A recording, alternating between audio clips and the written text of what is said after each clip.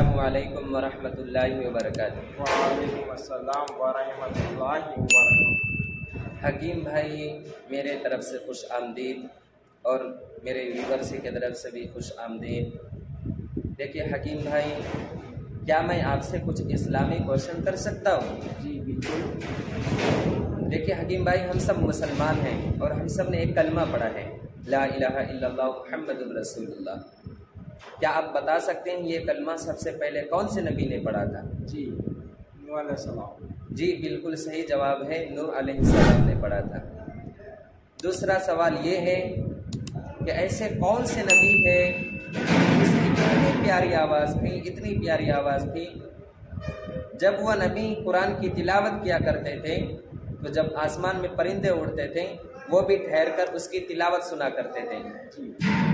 दाऊद अलैहिस्सलाम। जी सही, बिल्कुल सही जवाब है, दाऊद अलैहिस्सलाम।